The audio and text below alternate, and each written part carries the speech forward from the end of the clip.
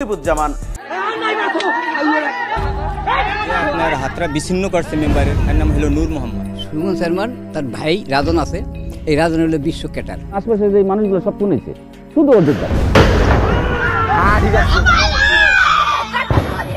সবাই আমরা ভয়তে রাত্রে ঘুমাইতে পারি না। মানিজুত মারি হালাইব মনে করেন, মা বোন মানে না। এলাকায় আমরা ভয়ে থাকতে পারি না। ইউন বক্সের ছেলেরা আমাকে জ্বালা যন্ত্রণা করে। আমাদের তেনো ভাইয়ের মনে করেন লাইফ পুরো বরবাদ করে দিচ্ছে। 40 জনের উপরে লোক মারা গেছে একই দিনে। ওই থেকেই খুনের স্যারের নামকরণ, সেই থেকে যে শুরু। আমরা আপনাদের দেশের এমন একটি অঞ্চলে নিয়ে যাব যেখানে আধিপত্য বিস্তারে বিরোধী পক্ষের হাত পা কেটে তা সাথে করে নিয়ে যাওয়াই অপরিহার্য নিয়মে পরিণত হয়েছে। কখনো কখনো হুমকি মনে হলে করা হয় হত্যাও। কারা, কিভাবে, কেন, কাদের প্রশ্রয়ে এসব করেন তা জানতেই এবারের অনুসন্ধান। কালকিনি উপজেলার পূর্ব এনায়েতনগর ইউনিয়নের কালাই সর্দার চরের বজলু তালুকদার কৃত্রিম পানিয়ে জীবন টেনে নিয়ে যাচ্ছেন কোনো মতে। শুধু কেটেই ক্ষান্ত হননি বিরোধী পক্ষ, কৃত্রিম পাও চুরি করে নিয়ে যায় বিভিন্ন সময়। একটা দোকানে আমি বলেছি, এরপর 4 বছর চতুর্দিক দিয়ে বের দিয়া পাও আবার কাটিয়ে নিয়ে গেছে। কাটিয়ে নেওয়ার পর আমি আলগাটা পাও লাগাইয়া ফিটে আবার দেশে আইছি। দেশে আসার পর তারপর একটা চুরি করে আবার সেই পাটা নিয়ে গেছে। ওই আলগা পাটা নিয়ে গেছে এই কাজী রেচার। এটাই একই এলাকার হেমায়েত হোসেন হারিয়েছেন চোখ। ধর্ষণের পর হত্যা করা হয়েছে তার ভাইয়ের স্ত্রীকে। কাশেম তালুকদার আমার চোখে বোম মারছিল। বউ যাইতে কই, বউ যাইতে এই বউরে খোঁজ করিয়া রাত্রির ভিতর নামছি। আমি আর যাই দিই মেয়ের আটখালা ফালাই থয়ে গেছে, কিডন্যাপ করিয়া মারিয়ে ফালাই থয়ে গেছে। জামাল কাজী আর কামাল কাজী আর ফোকরান আর ইয়ামিনুর। বোমায় হাত হারিয়েছে কলেজ শিক্ষার্থী মুক্তার। সাদা কষ্টিপ লাগানো ছিল, আমি ভাবছিলাম বল আমার কপালে ফিজে লাগার ধরেছিল। পরবর্তীতে আমি হাত দিয়ে এরকম ফিরাইছি, পরবর্তীতে আমার হাতে এবং পেটে লাগছে। এবার আমাদের গন্তব্য পাশের ইউনিয়ন বাঁশগাড়ি। সেখানে গিয়ে দেখা পাই হামিম নামের এক যুবকের। প্রতিপক্ষ যার পা কেটে নিয়ে জীবন চলাকে করেছে স্থবির। ব্যানের থেকে নামা পরে মনে করেন কোনো কথা নেই, বাতি নেই, কোপ দেওয়া পাও পুরো বেশি কেটে ফেলেছে।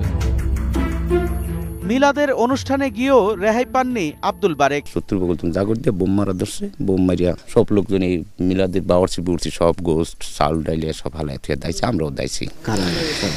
ওই আক্তার শিকদারের লোকজন। এখানে যারা আক্রান্ত হয়েছেন তারা ভিন্ন এলাকার হলেও আক্রমণকারীরা একই দলভুক্ত। পাও হালা দিছিল, যদি না ছিল না তো কিছু ওই জায়গায়, নাই তো কিছু ওই জায়গায়। 40 লাখ টাকা লাগছে আমার এই ঠ্যাং খাড়া করতে। আমার বাড়ির লোক কেটে দিচ্ছে, বাড়িতে কাটতে মাছ ছাড়ছে পুকুর কেটে। ও আপনার বাড়ি কেটে পুকুর বানায় ফেলেছে? মানুষের বাড়ি ঘরে এক জায়গায় থাকি, হেয়াও যদি সারা জানতে পারে যে আমরা অমুক জায়গায় আছি, তাহলে তারা সেই জায়গায় দৌড়ে যায়, আমাকে দৌড়ে আনার চেষ্টা করতে যায়। এমন নির্মমভাবে যারা প্রতিপক্ষকে ঘায়েল করে তাদের কি পরিণতি হয়? গ্রামের মেঠোপথ ধরে যাচ্ছে 21-এর চোখের টিম। গন্তব্য মাদারীপুর জেলার কালকিনি উপজেলার চরাঞ্চল। বাঁশগাড়ি ইউনিয়ন এলাকায় দেখা যায় বাড়িঘরগুলো খালি। কয়েকটি বাড়ির ভেতরে প্রবেশ করি আমরা। সেখানে দেখা যায় লুটপাটের আলামত। জনমানবের দেখা পথে ঘাটে মিললেও তা একেবারে হাতে গোনা। এই এলাকার লোকজন বেশিরভাগই ডাকাত থাকে, বুঝলেন? এই জন্য এইবারই 4 ছেলে 3 ছেলেই ডাকাত, আর এক ছেলে পরে। আরো এগিয়ে গিয়ে দেখা যায় আক্তার শিকদারের বাড়িসহ তার আশপাশের চিত্র। টিনের ঘরগুলো কোনোটা হয়েছে কঙ্কালসার, কোনোটা একেবারেই নিশ্চিহ্ন। পাকা বাড়িগুলোতে চালানো হয়েছে ধ্বংসযজ্ঞ। প্রতিপক্ষের ভয়ে সে সময় এলাকা ছাড়া ছিলেন আক্তার শিকদার। কারা এসব ধ্বংসযজ্ঞ চালালো তা জানতে চাইলে কথা বলতে চান না কেউই। এইটা আমার ঘরে আক্তারের ঘরে লাগিয়ে আমার। আপনার ঘর কি ভাঙার কারণ কি আক্তারের বাড়ির কাছে হওয়ার কারণে? আমার আক্তার বাসা না, দিনের বেলা দেখবেন যে আমাকে দেহ আছে, রাতের বেলা দেখবেন না। আরো এগিয়ে গিয়ে জানতে চাই বিভিন্ন জনের কাছে, কিন্তু তথ্য দেওয়া তো দূরে থাক, ক্যামেরা দেখে সামনে আসতেও রাজি নন কেউই। প্রায় পুরুষ শূন্য এলাকায় ভীত সন্ত্রস্ত নারীরা মুখের সামনে আটকে দিচ্ছে দরজা জানালা। একজনের বাড়ি দেখাই দিলে কি আমরা সাংবাদিক? আর কই দেই না বাবা, আমি ওই এমনি তো আমরা বাসগাড়ি থেকে আবার যায় পূর্ব এনায়েতনগর এলাকায়। বাংকার হিসেবে পরিচিত প্রাসাদসম এক বাড়ি সগর্বে দাঁড়িয়ে আছে আরিয়ালখা নদীর চরে। কাছে গিয়ে দেখা যায় সেই বাড়িতেও চালানো হয়েছে ধ্বংসলীলা। অভিযোগ, বাড়িটির মালিক আব্দুর রহমান আওয়ামী লীগের সাবেক সংসদ সদস্য আব্দুস সোবহান গোলাপের আত্মীয়। এলাকায় আধিপত্য বিস্তারকারী আপান কাজী, জামাল কাজী সহ সবাই বাড়িটি ব্যবহার করে করত অপকর্ম। বাড়ির মালিক জানান, তিনি নাকি বিপদে পড়াদের আশ্রয় দিয়েছিলেন। বোম, গুলি, আওয়াজের শব্দে তারা দেখা যায় থাকতে পারে না থাকার কারণে জামাল কাজী, আপান কাজী তারা আমার বাড়িতে এসে আশ্রয় নেয়। ভাঙচুর করা হয়েছে বাংকার ব্যবহারকারীদের বাড়িঘর, লুট করা হয়েছে তাদেরই লুটের গরুর খামারও। এত বড় খামার দেখছেন না, ওরা বিভিন্ন জায়গা থেকে গরু ছাগল জেনে যা আছে মানুষের উপর ছুরি দইরা অস্ত্র দইরা পরে গরু এনে না রাখতে আছে। আধিপত্য বিস্তার আর প্রতিশোধের মরণ খেলা এখানেই শেষ নয়। জানবো কতটা ভয়ঙ্কর রূপে ফিরে আসে সবাই।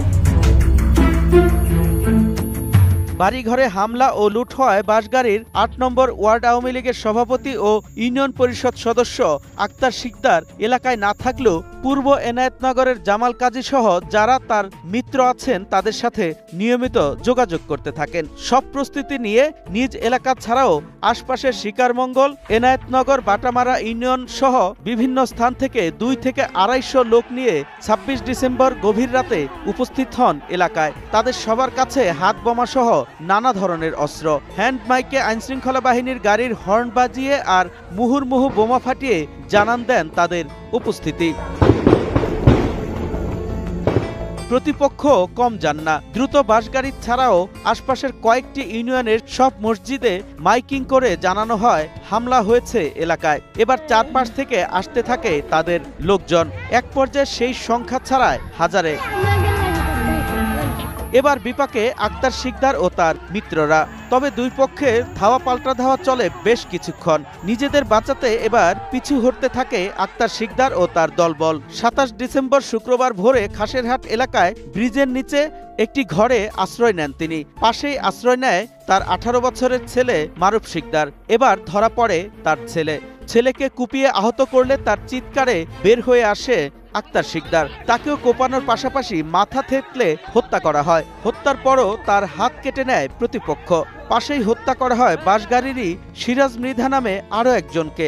ওলাই যখন বাবা গো মা গোকে ঠিক করে দিছে না, আর বাপে ছিল আবার আরেক ঘরে। ওই যে ঘরটা ভাঙচুর করছে ওই ঘরের এখানে, হ্যাঁ ওইখানে একটা ঘরে ঘরে ভাঙে চুরি হলাইছে গ্লাস মিলা। ওরা এই জায়গায় এসে পালাইলো, পোলার ডাকে আর বাপে আর ঘরে সহ্য করতে পারে। এখানেই শেষ নয়। ওই দিন একই ঘটনায় নদীর পারে প্রতিপক্ষের কাছে ধরা পড়ে আরো ৭ জন। ৩ জনকে ছেড়ে দিলেও ৪ জনকে ধরে ট্রলারে তুলে নেয় প্রতিপক্ষ। পরস্পর আত্মীয় ওই ৪ জনের বাড়ি শিকারমঙ্গল ইউনিয়নে। ট্রলারে তুলে তাদের একসাথে বেঁধে একে একে তাদের সবার পা কেটে ফেলে। পরে তাদের ফেলে যায় নদীর পাড়েই। ৪ জনের মধ্যে একজনের পা পুরোপুরি বিচ্ছিন্ন হওয়ায় তাকে চিকিৎসা শেষে বাসায় পাঠানো হয়েছে। আর একজন পঙ্গু হাসপাতালে এবং ২ জন একটি বেসরকারি হাসপাতালে চিকিৎসা নিচ্ছেন। ওইদিকে গোলাগুলি বাজছে, ঠিক আছে, তাই আমরা ভয়ে নদীর কিনারে দৌড়ায় পড়ছি। আমাকে টলারে উঠাইয়া তারপর মনে করেন ওই ঘুরাইয়া ঘুরে আমাকে ওই আমাদের ৩ ভাইয়ের মনে করেন লাইফ পুরো বরবাদ করে দিছে স্যার। প্রায় বিচ্ছিন্ন হওয়া পা আগের অবস্থায় আসা নিয়ে শঙ্কিত চিকিৎসকরা, উদ্বিগ্ন স্বজনরাও। আমি এটার ক্ষতিপূরণ চাই আইনের কাছে, যাতে এটা সূক্ষ্ম বিচার আমি চাই। যেখানে এই হত্যাকাণ্ড ঘটে এখনো সেখানকার বাসিন্দাদের দিন কাটে ভয়ে। বোম মারিয়া বেকালে অন্ধকার করে 2 চোখে কিছু দেখা যায় নাই, ঘরে দুয়ের দাম মরা বয়ে দিছি। এখন তোরই আমাকে ভয় কাটে নাই। এবার তোরই আমার বাবার বেতন খাওয়ান দিয়ে গেছে, আমরা পাকও করি নাই। এই ঘটনার পর এলাকা থমথমে, প্রায় জনশূন্য গ্রামের পর গ্রাম।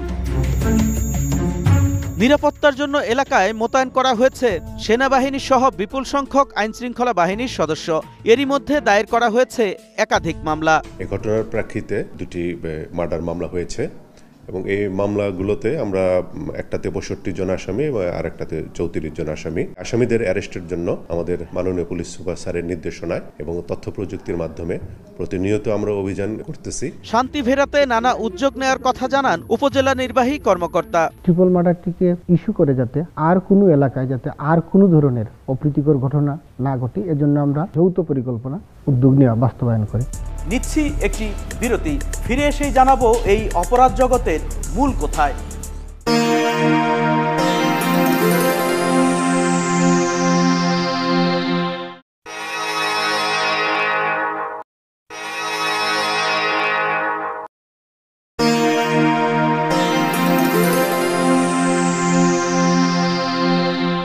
স্বাগত ২১-এর চোখে।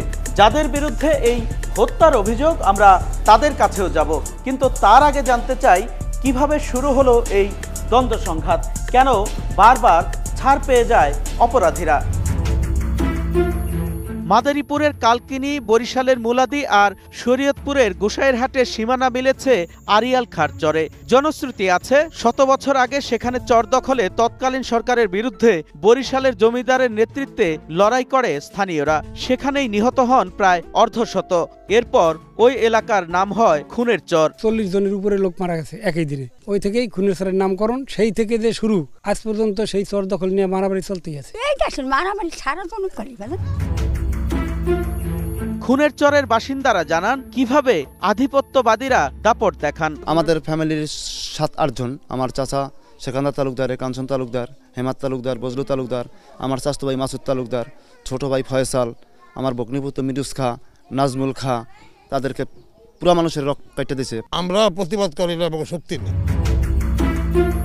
খুনের চর ঘিরে গড়ে ওঠা ইউনিয়ন পরিষদগুলোতে প্রভাব বিস্তারে পরস্পরকে সহায়তা করেন মিত্ররা। একে অপরের পক্ষে করে দখলবাজি, লুট, এমনকি হত্যাও। এখানে এক পক্ষের শত্রুকে অন্য পক্ষ টেনে নেন বন্ধু হিসেবে। সবাই ভারী করতে চান নিজের পক্ষ। আধিপত্য বিস্তারে দল গঠন এখানকার বংশীয় নিয়ম। মানুষের তো অপরাধের সাথে তার যে জন্মসূত্রে যে জিনগুলো পায়, যে বৈশিষ্ট্যগুলো পূর্বপুরুষ থেকে পায়, তার একটি প্রভাব আছে।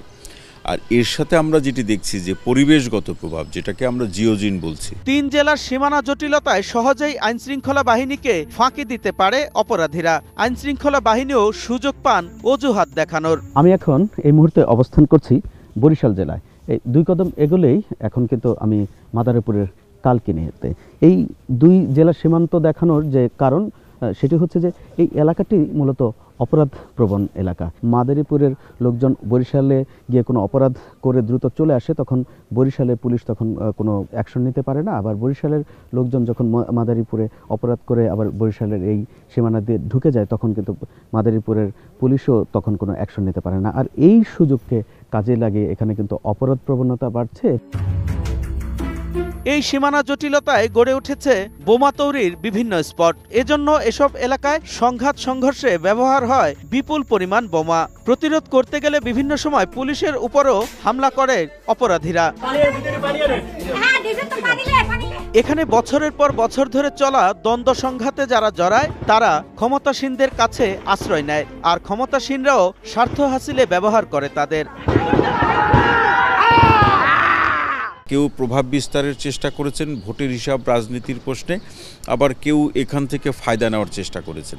তো এরকম যখন অবস্থা থাকে, তখন অনেক সময় ধরে বা লম্বা সময় ধরে কোন এলাকার মানুষ অপরাধপ্রবণ হয়ে উঠতে পারে। দলগুলো নিজেদের স্বার্থে একজন আরেকজনের জন্য মাঠে যেমন লড়াই করেন, তেমনি ঘায়েল করতে বিভিন্ন দপ্তরে প্রতিপক্ষের বিরুদ্ধে করেন অভিযোগ। স্বরাষ্ট্র মন্ত্রণালয়ে জমা দেয়া আপান কাজীর এক অভিযোগে দেখা যায়, প্রতিপক্ষ মিরাজ, সুমন, রাজন সহ অনেকের বিরুদ্ধে নানা তথ্য তুলে ধরা হয়েছে। আবার একই দপ্তরে আনসার হাওলাদারের করা অভিযোগে রহমান হাওলাদার, কাশেম তালুকদারের নানা অপকর্মের তথ্য তুলে ধরা হয়। বিষয়টি যাচাই করতে কথা হয় রহমানের সাথে। আফান কাজী, জামাল কাজী একটা গ্রুপ, আর হইলো আপনার মিরাজ হাওলাদার তার একটা গ্রুপ। এই 2 পক্ষে দেখা যায় যে তারা মারামারি করে। কাশেম তালুকদারের সাথেও কথা বলে 21-এর চোখ। তিনি জানান, বিরোধের জেরেই তার পায়ে রক কেটেছে প্রতিপক্ষ, গুড়িয়ে দিয়েছে তার বাড়িঘর। তবে তিনি স্বীকার করেন, একসময় নিজেই চালাতেন একটি দল। আমি আমার জীবনের হিস্টোরিটা একটু শুনেন। এই সর্বহারা পার্টি ও দরিয়া মনে করেন চোখ উঠেছি। তবে এখন তিনি শান্তি চান। এটা আসলে বন্ধ হওয়া উচিত যদি কেউ পারে। আমি দরকার হয় যদি আমারে যদি একটা চাপ দেয় যে বলে আপনার এটা করতে হইব, আমি এটা করব। সর্বশেষ সংঘাতে নিহত আক্তার শিকদার, সংঘাতের সময় আইনশৃঙ্খলা বাহিনীর হস্তক্ষেপে বেঁচে যাওয়া জামাল কাজী সহ অন্যরাও আওয়ামী লীগের রাজনীতির সাথে জড়িত। আক্তার শিকদারের বিরুদ্ধে রয়েছে হত্যা সহ 19টি মামলা, অন্যদের বিরুদ্ধে রয়েছে হত্যা, ধর্ষণ সহ অনেক মামলা। তাদের যে কোনো অপকর্মে পাশে দাঁড়াতো সাবেক সংসদ সদস্য আব্দুস সোবাহান গোলাপ। জামাল কাজীর ঘরে এখনো পড়ে আছে গোলাপের বহু পোস্টার। আবার এই হত্যাকাণ্ডে দায়ের করা 2টি মামলার 1 নম্বর আসামি বাঁশগাড়ী ইউনিয়ন পরিষদের চেয়ারম্যান মুস্তাফিজুর রহমান সুমন আওয়ামী লীগের যুগ্ম সাধারণ সম্পাদক বাহাউদ্দিন নাসিমের ঘনিষ্ঠজন। 2 নম্বর আসামি মশিউর রহমান রাজন নিষিদ্ধ সংগঠন ছাত্রলীগের জগন্নাথ বিশ্ববিদ্যালয় শাখার সহসভাপতি ছিলেন এবং যুবলীগের কেন্দ্রীয় কমিটির সদস্য রয়েছেন এখনো। 4 জনের পা কাটার ঘটনায় যারা আসামি তাদের বেশিরভাগ আওয়ামী লীগের রাজনীতির সাথে জড়িত। মামলার 1 নম্বর আসামি মিরাজ হাওলাদার পরিচিত অপকর্মের অর্থ যোগানদাতা হিসেবে, যার বিরুদ্ধে রয়েছে মানব পাচার, এলাকায় হত্যা, লুট, দখলে সহায়তা সহ বহুমাত্রিক অভিযোগ। বিদেশে থেকেও বছরের পর বছর এলাকায় বাহিনী নিয়ন্ত্রণের অভিযোগও রয়েছে তার বিরুদ্ধে। মিরাজের আন্ডারে যে গ্যাংটি সেটি এবং তার আন্ডারে বেশ কিছু লিবিয়ান সদস্য রয়েছে বলে আমরা জানতে পারছি। ভয়ঙ্কর সব হত্যার অভিযোগ যাদের বিরুদ্ধে, আমরা তাদের মুখোমুখি হব আরও একটি বিরতির পর।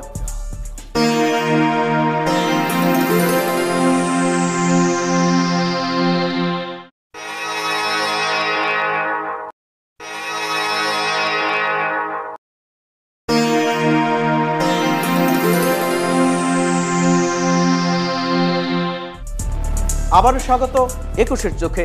মামলার এজাহার বলছে 3টি হত্যায় জড়িত 2 ভাই মোস্তাফিজুর রহমান সুমন ও মশিউর রহমান রাজন। আমরা তাদের কাছেও যেতে চাই। 2024 সালের 27 ডিসেম্বর 3 জনকে হত্যা, 10 জনকে আহত করার ঘটনা এবং নৃশংসতার ধরনে নড়েচড়ে বসে প্রশাসন। আতঙ্কিত হয় স্থানীয় বাসিন্দারা। এরপর থেকে সেখানে চলে সেনাবাহিনী, র্যাব, পুলিশের যৌথ টহল। অভিযুক্তদের ধরতে চলে অভিযান, ধরাও পড়ে কয়েকজন। তবে নিহত আক্তার শিকদার এলাকায় চিহ্নিত অপরাধী হওয়ায় তার মৃত্যুতে যেন কোনো শোক নেই। তার চেয়ে ভয় বিরাজ করছে কখন আবার তার অনুসারীরা নতুন করে হামলা করবে। ভয় আছে প্রতিপক্ষ নিয়েও। প্রত্যেক দিনে শুনি যে ওরা আসতেছে, ওরা জড়ো হইতেছে। কাজীরা, ওই যে না আক্তার শিকদাররা, এরা জড়ো হয়, এরা আমাকে বাড়িতে হামলা করবো। আক্তার শিকদার মারা গেছে, এখন ভূমিকা এখন হলো আপনি ইসমাইল শিকদার, জসিম শিকদার, মামুন শিকদার, এরা 3 ভাই। এই 3 জনের নেতৃত্ব দিবে। এখন মানিজত মারি হালাইব, মনে করেন মা বোন মানে না, ভয়তে আমরা ঘরে মনে করেন ভাত রান্না খাইতে পারি না। নিহত আক্তারের পরিবার এবং স্বজনরা জানান, দীর্ঘদিন ধরে চলা এই শত্রুতা এখনই শেষ হবে না। এই সুমন শর্মান তার ভাই রাজন আছে, এই রাজন হলো বিশ্ব ক্যাটার। এই ঘটনার সাথে জড়িত হইল আপনার আসিল সুমন ব্যাপারী, রাজন ব্যাপারী, আলী সর্দার, লাটু ব্যাপারী। ওপারের আছে আপনার ফয়সাল তালুকদার, ইয়ামিন তালুকদার, যে আপনার হাতরা বিচ্ছিন্ন করছে মেম্বারের, এর নাম হলো নূর মোহাম্মদ। ঘটনার পর থেকেই পলাতক মুস্তাফিজুর রহমান সুমন। খাসিরহাট থেকে বোম ফুটাতে একদম আমাদের মাদ্রাসা বাজার আছে না, তো পর্যন্ত গেছিল। পরে এলাকার লোকজন একদম মাইকিং করে সারা এলাকার লোক ব্যাট দিয়ে মনে করেন ধইরা কোপায় কাবায় এই ঘটনা করেছে। আর মশিউর রহমান রাজনকে খুঁজে পাচ্ছে না পুলিশ। সুমন এবং রাজনকে ধরার জন্য আমাদের অভিযান টিম কাজ করছে, আমাদের ডিবি কাজ করতেছে, পাশাপাশি অন্যান্য সংস্থার লোকজন তাদেরকে অ্যারেস্টের জন্য কাজ করছে। চেয়ারম্যান সুমনের বাড়িতে গেলে দেখা যায় সেখানে আশ্রয় নিয়েছে আক্তার শিকদারের এলাকার কয়েকজন, যারা আক্তারের মৃত্যুর পরও আতঙ্কে আছেন হামলা হওয়ার। এলাকায় আমরা ভয়ে থাকতে পারি না, এজন্য আমরা চলে আসছি। ইউন বক্সের ছেলেরাও আমাকে জ্বালা যন্ত্রণা করে থাকতে পারি না, ঘর ভাঙচুর করে, ঘরে যায়। প্রচন্ড ভয়, লুটপাটের ভয়। এখন এক একজন এক এক জায়গায় আছে, স্বামী এক জায়গায়, সন্তান এক জায়গায়, আমরা এক জায়গায়। ঘরে স্থিতভাবে থাকা যায় না। এভাবে কি জীবন চলে? সুমনকে জনদরদী ও নিরপরাধ বলে দাবি করেন তার স্বজনরা। সুমন বাড়ির রাজন বাড়ি খালি দোষী করে জানেন। সুমন বাড়ি মাসের বাচ্চা হইলো দুধের পট্টা পর্যন্ত ফিটাটা পর্যন্ত কিনে দেয় দাদা, ওর দেখেন ঘরে নেই ছানি। আমাকে চেয়ারম্যান বর্তমান হ্যাঁ সবসময় বিএনপি ছিল, আওয়ামী লীগ হইলো ওরা, ওই যে আক্তার শিকদার হ্যাঁ আওয়ামী লীগ। চাচা বাতি যা ওই সুমন আর আক্তার। এবার মুখোমুখি হই মশিউর রহমান রাজনের। তিনি জানান ঘটনার সূত্রপাত কিভাবে। ডাকাতরা মধ্যস্থলের মানুষ বাড়িঘর লুট করে আমাদের এদিকে আসতেছে, তখন আমাদের এই অঞ্চলের মানুষ সব জাগর দেয়া ওই সাইডে যাচ্ছিল। তা আমিও এদের সাথে আমি যাচ্ছিলাম। জানান আক্তারের সাথে তার সখ্যতার কথা। আমার খুবই প্রিয় মানুষ ছিল। হ্যাঁ, আক্তার। ও আমার এক বিছানায় বড় হয়েছে। তিনি তুলে ধরেন আক্তারের খুনের লম্বা তালিকা। এই আক্তার এই সোহরাবগাজীর খুন করছে, আক্তার ওইখানে আনিস আলাদার খুন করছে বরিশাল ছবিপুর ইউনিয়নে, ওইটা ওর আত্মীয়। তারপর আকবর হালাদারে খুন করছে পুকুর উপরে উঠে, সোনামিয়া ফকির ওর মতো এরকমই কোবাই মারছে, এবং সেই লোকটা কোবাইয়া সারা দিন ব্যাপী লুট করছে, মানে ওইখানে পড়া ছিল। তারপর মিরাজ ঘরামি নামে একটা ছেলে তিতুমি কলেজে খুব মেধাবী ছাত্র ছিল, খুব আলোচিত ঘটনা। ওই ছেলেটারও আপনার পকেটটা নিয়ে গেছে। আক্তারের বাবার হাতে প্রায় 20-30 জন মানুষ, এই যে 50-60 জন মানুষ যে খুন হয়েছে ওই মধ্যে স্যারে, এবং আশপাশে যে মানুষগুলো সব খুন হয়েছে শুধু ওদের দ্বারা। এর আগে তিনি এবং তার পরিবার কিভাবে আক্তারকে হত্যা মামলা থেকে রক্ষা করেছেন জানান সে কথাও। আমাদের বাড়ির পাশে আপনার এই যে সোহরাবগাজী আছে, ওর বাবার আপন মামাতো ভাই, তার এই বুকের উপর পাড় দিয়ে ওই মারছে। সেই মামলা থেকে আমরা চাইছিলাম যে এলাকার একটা শান্তির জন্য অভিভাবকের জায়গায় থেকে ওই দুই গ্রুপে আমরা মিলাই দিছি, গাজী আর শিকদার। হত্যা মামলা তো আসলে এমনিতে আপোষের সুযোগ থাকে না। হ্যাঁ, এলাকার শান্তির জন্য ওই মামলাটা আমরা করছি। আক্তারকে হত্যার সময় তিনি কি ঘটনাস্থলে উপস্থিত ছিলেন? আমি মূলত দূরে গেছিলাম, যে আমি মনে হয়েছিল যে ও বিপদে আছে, ও বিপদে পড়ে গেছে, ওরে আমি যে কোনো মূল্যে, কারণ ও একটা ঘটনা ঘটলে, একটা দুর্ঘটনা ঘটলে, এটা ডাকাতি হোক যে হোক আমাদের ফাঁসিতে পারে। আমি এই কারণে যখন এই মাদ্রাসা বাজার থেকে মানুষ মধ্যে সার্কে থেকে আমি সোজা গেছি, আমি সোজা খাসিয়ার গেছি, যে একটা ছেলে এমনি পড়ে আছে। আমি বারবার জিজ্ঞেস করলাম যে এটা কি, আমি শুধু আর কিছু দেখিনি, পায়ে দুটা কোপ দেখছি, মানে উবড়ু করে হোক। তখন ওর একজন বললাম তো ঘুরাও তো দেখি তো এটা কি। পরে এটা দেখলাম যে আক্তারের ছেলে। যখন শুনছে যে মানুষ এটা আক্তারের ছেলে, তখনই ওরে আবার মনে করেন কোবানের জন্য মানুষ অস্থির হয়ে গেছে, এবং ওই মানুষের সবাই আমাকেও চেনে না, বুঝছেন। তো আমি ওদের হাজির করছি যে ভাই এই ছেলেটারে তোমরা সেভ করো, এই ছেলেটা পড়াশোনা করো, ওরে এই করার দরকার নেই, ওরে তোমরা খুব কম দিও না, কারণ ও ডাকাতি করতে আসছে, ওরে আমরা রাখবো কেন, ধরেন আর আমি ওরা আর কোনো ক্ষতি করতে দিইনি। আমি তারপরে ওরে আমি উপরে আমি ওই সেফ জায়গায় দিলাম, যে তাতে হাসপাতালে নিয়ে যাও। তাহলে আক্তার সহ ওই 3 জনকে কারা হত্যা করেছে? মূলত আমরা বলি এই ডাকাতির একটা এই বিস্ফোরণ, জনবিস্ফোরণ, প্লাস হচ্ছে এই 50-60 জন পরিবারের দীর্ঘদিনের একটা ক্ষোভ, এইটা তারা এই সুযোগটা নিয়ে নিছে। এটা মানুষ গণপিটুনিতে মারছে, এবং ওইখানে আক্তারে যারা মারছে সেটা তার ভিডিও ফুটেজ আছে যে কারা কারা মারছে, ওইখানে উপস্থিত কারা কারা, এবং ওইখানে যেখানে ঘটনা সেখানে আপনার হাজার মানুষ ওইখানে দাঁড়ায় দেখছে যে কারা কারা মারছে। সেখানে আমরা 2 ভাইকে উপস্থিত ছিলাম কিনা সেটাও তো মানুষ দেখছে, প্রশাসনও দেখছে। এখন ওরা হচ্ছে আমরা নাছরবান্দা, ওরা আমাদের আসামি দিবেই। রাজনীতিকে ঢাল হিসেবে ব্যবহার করে সবসময় বেঁচে যায় অপরাধীরা, আর অপরাধীদের ব্যবহার করে স্থানীয় রাজনীতিতে ফায়দা নেয় নেতারা। আমাদের চাওয়া অপরাধের রাজনীতিকরণ আর রাজনীতিতে দুর্বৃত্তায়ন বন্ধে সমন্বিত পদক্ষেপ। দর্শক, শেষ করব, তবে যাবার আগে আপনাদেরকেও সঙ্গে রাখতে চাই। আপনার কাছে থাকা অনুসন্ধানমূলক তথ্য আমাদেরকে পাঠান, আমরা তুলে আনবো খবরের ভেতরের খবর। লিখতে পারেন এই ঠিকানায়। প্রযোজক 21-এর চোখ, 21 টেলিভিশন, জাহাঙ্গীর টাওয়ার, 10 কারওয়ান বাজার, ঢাকা 1215। হোয়াটসঅ্যাপ করুন, কথা বলুন এবং তথ্য ও ভিডিও শেয়ার করুন 019721212221 এই নম্বরে। সাধারণ চোখে যা দেখা যায় না তা